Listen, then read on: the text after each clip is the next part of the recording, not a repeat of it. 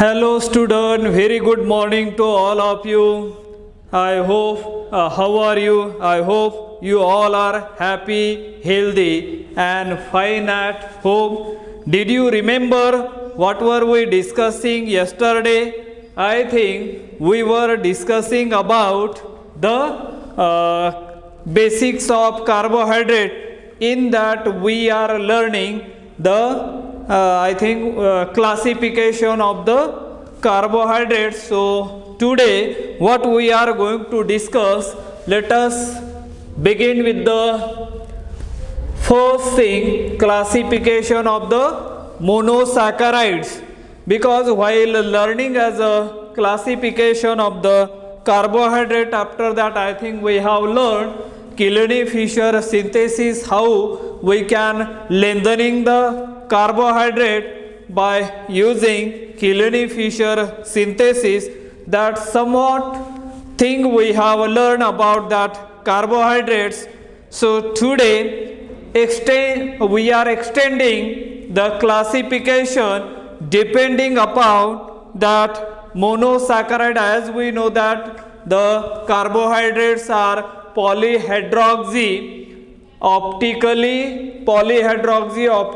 active aldehyde or ketone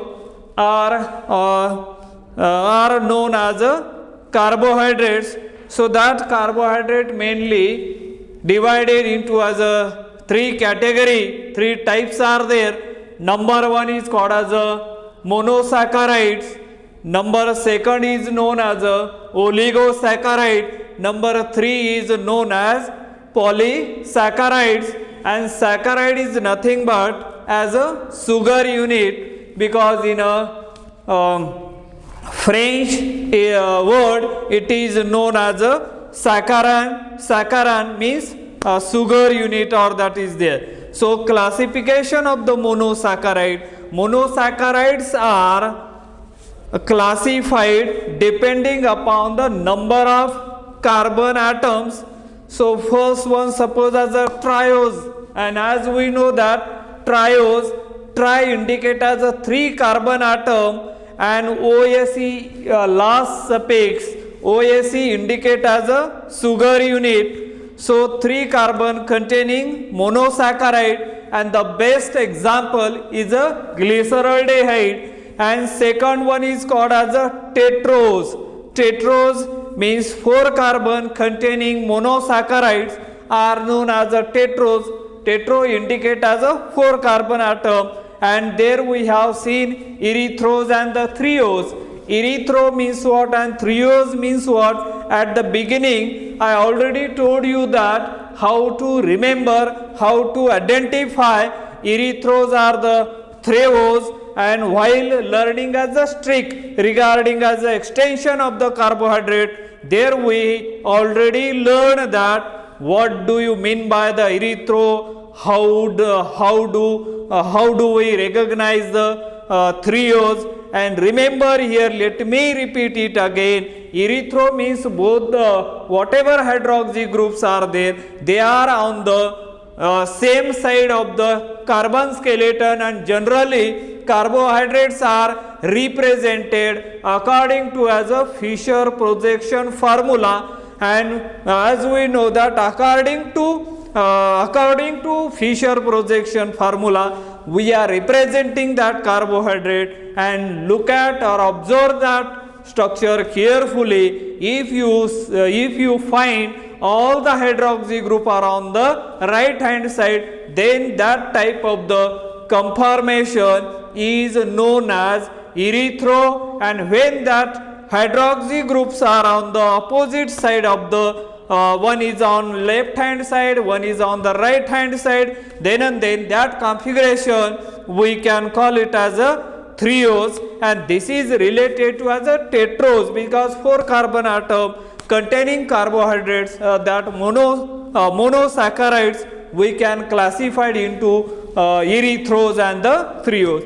And then next one is a pentose, and we know that pentose the 5 carbon containing monosaccharide, and this pentose sometime is present in a cyclic form as well as they are present in the open chain aldehyde containing compound, 5 carbon atom in the straight chain aldehyde.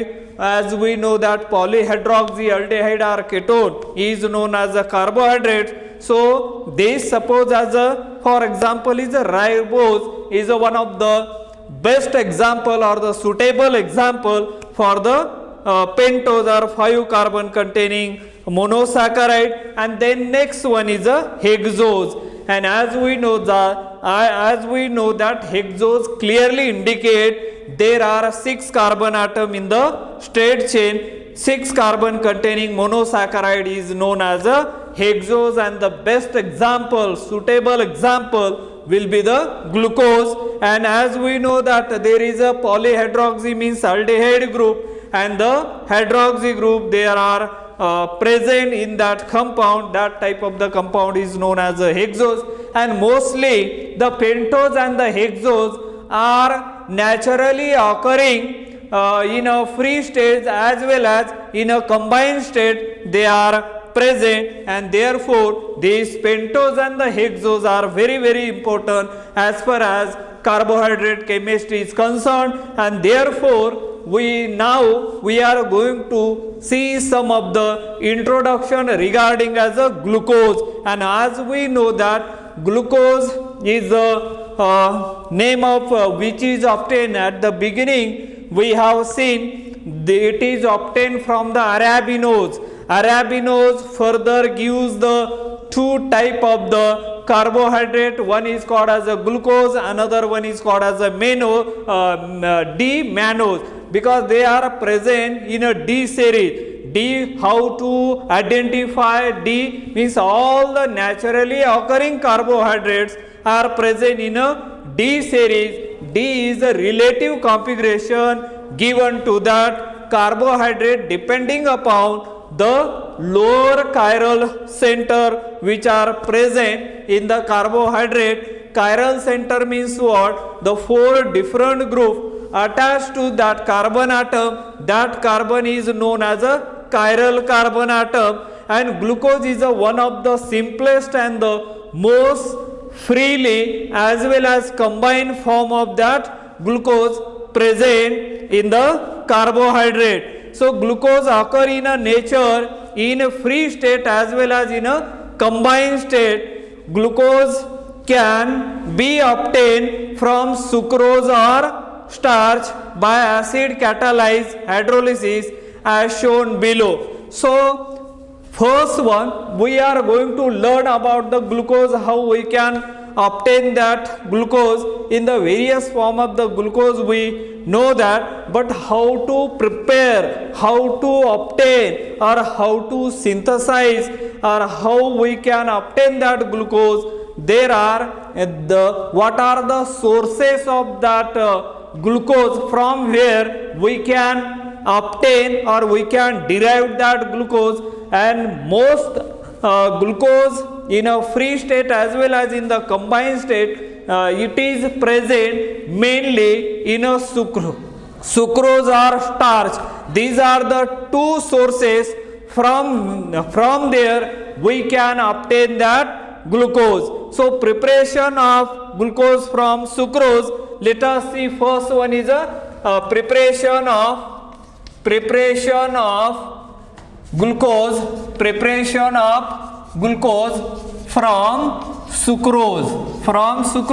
Sucrose is one of the carbohydrate. From that we can obtain that sucrose is a disaccharide, and from that we are going to derive the glucose in the laboratory. How we can prepare? Let us see the preparation method or the procedure for obtaining that glucose from the sucrose. And now that sucrose is hydrolyzed, and as we know that after the hydrolysis of that carbohydrate of disaccharide mainly, we can easily obtain the glucose.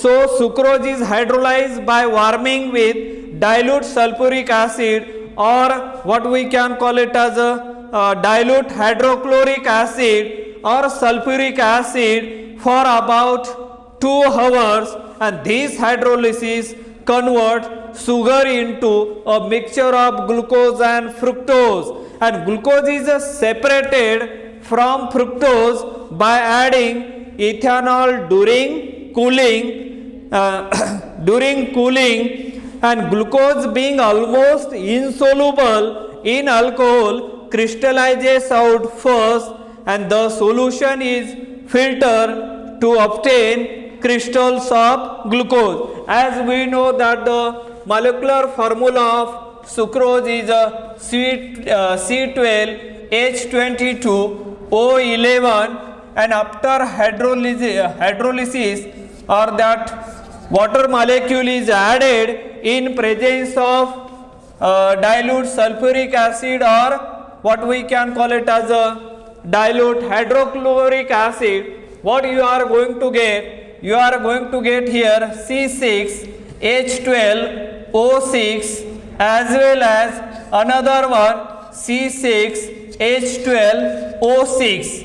Look at the molecular formula is the same, but their structure are different, and that type of the phenomenon we know that they are isomers of each other. And now this first one is called as a glucose. The first one is called as a glucose, and now second one is called as a fructose. These are the two mixture we are getting after carrying the reaction, after the hydrolysis of that. This is the sucrose. This is the formula of sucrose C12H22O11, and that sucrose can be obtained from or sugar cane or the sugar beet. These are the sources of sucrose, and from that sucrose, as we know that they are the disaccharide. After the hydrolysis, they are producing the monosaccharide. One of the monosaccharide will be the glucose, and one of the monosaccharide will be the fructose. Mean glucose and fructose we have derived from the sucrose, and this is the formula of sucrose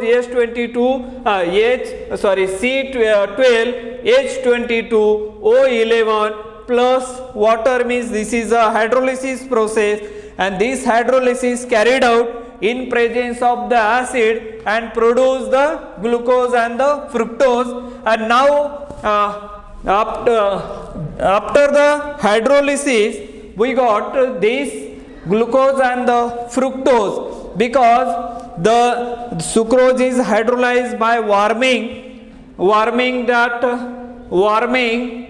with sulfuric acid or the dilute hydrochloric acid for about 2 hours, and after the hydrolysis, this hydrolysis converts sucrose into a mixture of glucose and the fructose, and that glucose, now we got the mixture of glucose and the fructose, and now you have to separate it. How do you separate this? How do you separate this compound from each other? So here, as we know that glucose and the fructose, they are the different molecule. When these two different molecules, glucose and the fructose, how do you separate it? Because that glucose, as we know that it is insoluble in a ethanol, because as we know that glucose are soluble in water, and most of the glucose are soluble in water, they are insoluble in the non-polar in the alcohol. And during the while separating this glucose from fructose, what they have done here, they are adding the ethanol. During the cooling, what is happening, the glucose gets separate out from it, and they form the crystals. Fine white crystals are obtained, and then filtration, it is a technique to separate solid from liquid, and this glucose is a solid in form and fructose are liquid in form, and therefore we can separate these two compounds from each other by using the simplest method. This method is known as a filtration method, and after the filtration on a filter paper, or what we can call it is on the above, we will get the fine crystals of glucose, and in the mother liquor or in the liquid form there is a fructose. So in this way we can obtain or we can derive the glucose and fructose starting from the sucrose. That is one of the method for the preparation of glucose. And now second method, preparation of glucose from starch. Second method will be preparation of glucose from starch. As we know that starch are present in the various plants or the various plant. So in the form of, it is a storage of energy, as we know that is a starch.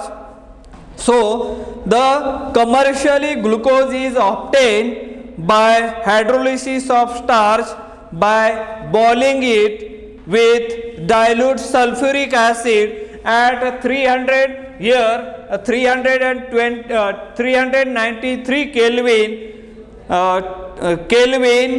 under 2 to 3 atmospheric pressure, and after that you are going to get only as a glucose. So in this way commercially available sugar is obtained, or what we can call it as a glucose is obtained starting from the starch. So this starch, commercially glucose is obtained by hydrolysis of the starch with dilute sulfuric acid, and as we know that the formula for sulfuric acid is a H2SO4, and here let us look at the formula for starch C6H12O5, that is a formula raised to n. N indicate as a number of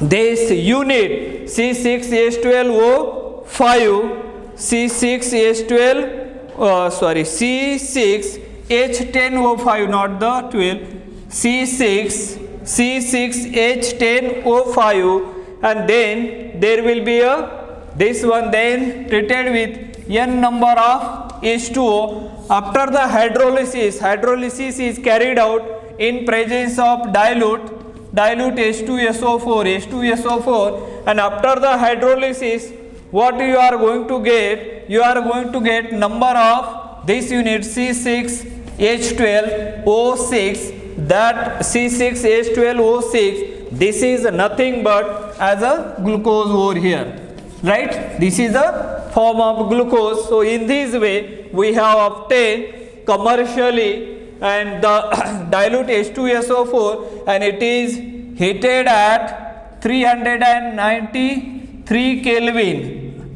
Now 393 Kelvin at 2 to 3 atmospheric pressure. That is the pressure is used. So this is the reaction condition kept for obtaining the glucose from the starch. This is the formula for starch. This is from glucose we can get as here is a glucose as well as fructose, but there is a separation method. We can separate glucose from fructose by adding ethanol just simply, as we know that while cooling the crystals of glucose are formed, and that fructose are soluble in ethanol that goes along with that ethanol, and after that you can evaporate that solvent and you will get as a fructose. So in this way just ordinary filtration method can be carried out to obtain the glucose from fructose. So these are the two main important method for the synthesis of glucose from each other. Now let us look at as the next point will be structure and the properties of glucose. Next point we are going to learn here structure and the properties. The property may be as a physical properties or the chemical properties, that are the property we are going to study here one by one. Let us see here structure and properties of glucose. Structure and properties of glucose. So these are the thing we are going to start over here. Structure and the properties of glucose. Glucose has an aldohexose. At the beginning, while studying as a nomenclature system means what? The systematic way of giving the name of the organic compound is called as a nomenclature system. And as we know that carbohydrates are polyhydroxyaldehyde or the ketone, and when aldehyde group is present, then and then we can take the three word, that is a aldo, means here AL, aldo. And as we know that glucose containing number of carbon atom are 6, and therefore we can call it as a hexose. So the IUPAC name of that glucose is a aldohexose. It is a IUPAC name of that carbohydrate. And other words, glucose molecule contain one aldehyde, that is a formyl group. If you see the structure of glucose, you will find here this CHO aldehyde group is present in that glucose, and then there you can draw this horizontal 4 line, and in the bottom we can write as a CH2OH. Now you know that the structure of glucose OH, then hydrogen atom, and then next will be the OH. Here H, HO, H and H. This is the structure, and generally carbohydrates are represented according to as a Fischer projection formula, and all the carbohydrates it is known as a D plus glucose, right? This is a structure of D plus glucose. Why it is termed as a D glucose? Because if you look at as a lowest chiral center in the carbohydrate, here if you number the carbon atom here in this structure 1, 2, 3, 4, 5, 1, 2, 3, 4, 1, 2, 3, 4, then 5, and this last one will be the sixth one. 1, 2, 3, 4, 5 and the 6. There are the 6 carbon atoms are there, and the last, this is a chiral center. There are the 4 chiral center, and how many isomers are obtained according to as a Wandrup rule? There will be 2 raised to n is equal to, here the 4 chiral centers are there, 2 raised to 4 is equal to 2 into 2 into 2 into 2. So total isomers are obtained as a 16, and out of that 16, one isomer should be the glucose.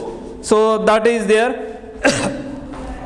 Then the remaining 5 carbon carry one hydroxyl OH group each, and the 6 carbon in glucose from one straight chain.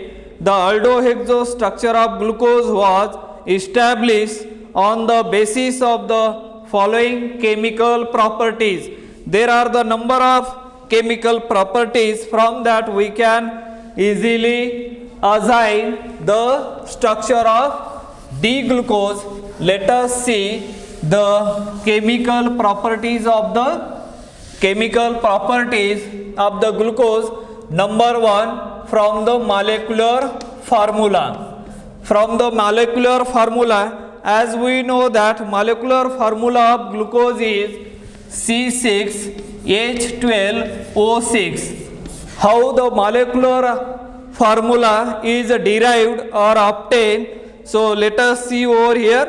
Molecular formula of glucose was found to be C6H12O6 on the basis of its elemental composition and the colligative properties. Elemental composition and that type of the concept you have learned in your previous class. I think it may be in a 11th standard you have learned how to assign or what do you mean by the elemental composition, number of percentage of carbon atom, number of percentage of hydrogen atom, number of heteroatom present in the organic compound. The heteroatoms are generally present in the organic compounds are oxygen, nitrogen, sulfur, then halogen atoms.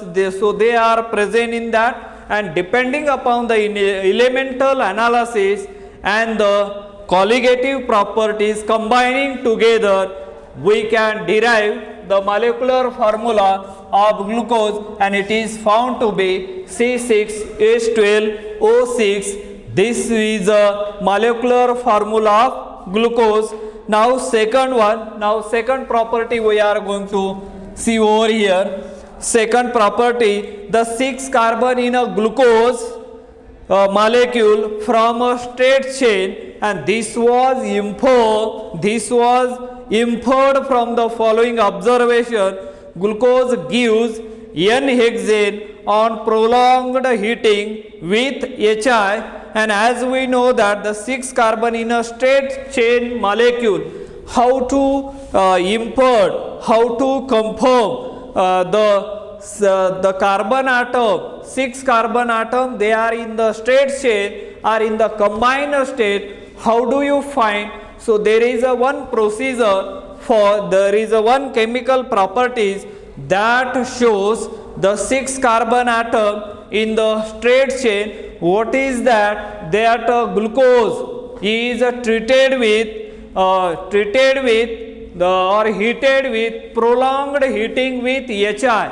HI, you know that HI means hydrochloric iodide, and after heating it, the glucose gives the N-hexane that clearly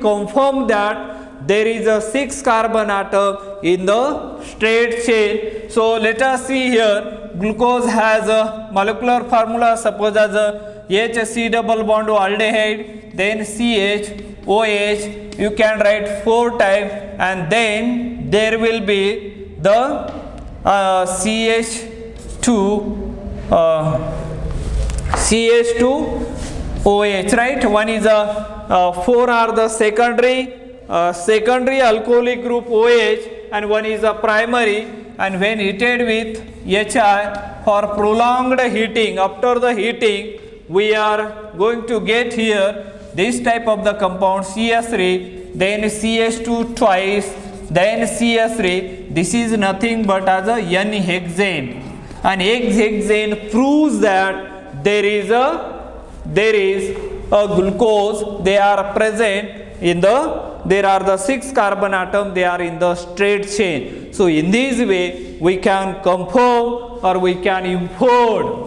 from this observation, we can infer that the glucose containing 6 carbon atom in the molecular formula. Look at here, there are the 6 carbon atom in the molecular formula, but that carbon atom are in the straight chain. So that will be inferred from this experiment. What they have done, they heated that glucose in a prolonged, means for longer time, with HI hydrochloric iodide, and gives that after that glucose is converted into as a N-hexane, that clearly indicate that there is a what we can call it as a there are the 6 carbon atom present in the straight chain. So this will be the what we can call it as a second chemical properties. From that we can infer, we can confirm there are the 6 carbon atom in the straight chain. This will be the second property of this glucose. And before that property, let me give some idea regarding that. Depending upon the number of carbon it contains monosaccharides here, depending upon the number of carbon atom it containing monosaccharide is known as triose, tetrose, pentose, hexose and so on. And aldohexose for example is a 6 carbon monosaccharide containing an CHO group. Ketopentose is a 5 carbon monosaccharide containing a keto group. Mostly naturally occurring saccharide are pentose and hexoses. And carbohydrate that reduce, filling or bend it or Stulin reagent are known as reducing sugar. And all monosaccharide, whether aldose or N-hexose, are reducing sugar. Most disaccharide are reducing sugars. Sucrose, that is a common table sugar, is a notable exception. Is a non-reducing sugar. Sucrose is a non-reducing sugar that I am going to highlight over here. Why that is a non-reducing sugar, sucrose, that we will see later on. But here just now we have seen how we are talking about the chemical properties of the glucose. How so far we have seen two properties. Let us see as a third one. Third property will be third property of the glucose. A glucose molecule contains one carbonyl group. How do you infer, how do you confirm that aldehyde group, whether it is present in aldehyde or not? This was inferred from the observation that glucose forms oxime by reaction with hydroxylamine and gives cyanohydrin on reaction with hydrogen cyanide, and as we know that HCN. And hydroxylamine, it is one of the ammonia derivative. In TYBSc you might have learned there is a ammonia derivatives are there, ammonia derivative, 5 ammonia derivatives are there. Just by as we know that ammonia has NH3 group, and NH3, one of the hydrogen atom get by the different group such as NH2, then we can call it as a hydrazine, suppose OH, then hydroxylamine, suppose as a PHNH, that is phenylhydrazine, 2,4-DNP, semicarbazole. These are the different ammonia derivatives, and from that what we can call it as a reagent, one of that hydroxylamine when treated with carbonyl group that form as a oxime. So that is one of the characteristic of glucose having as aldehyde group. Aldehyde group, this was inferred from the following observation that that glucose is treated with hydroxylamine. As we know that, suppose as a molecular formula of aldehyde, we know that CHO, then here you can write CHOH, then 4 times, in short we are writing, and then there will be a primary alcohol PHOA. Just now we have seen there are the 6 carbon atom in the straight chain.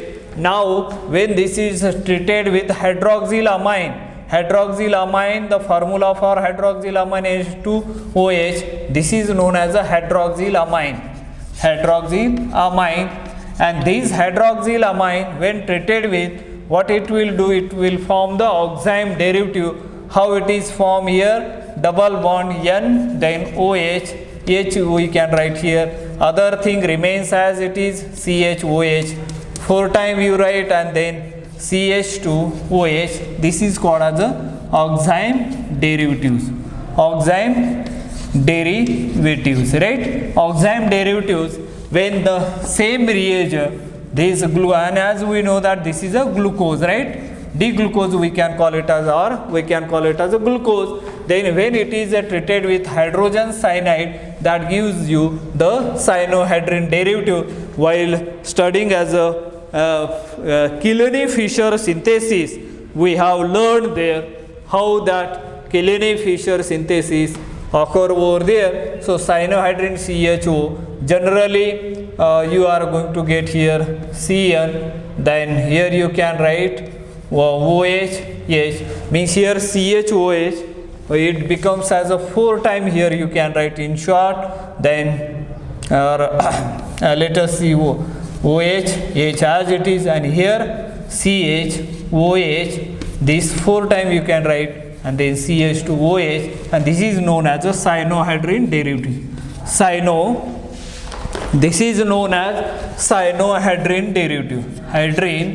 Cyanohydrin derivatives.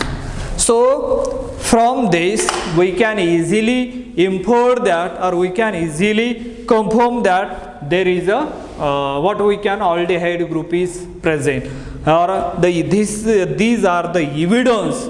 This clearly proves that there is a aldehyde group is there, because as we know that simple aldehyde are CHO. Let us see here simplest one, and then suppose this glucose has a R C double bond O aldehyde group. When it is present treated with H2NOH hydroxylamine, what is going to happen? This is going to attack over there, and you are going to get first one is addition reaction.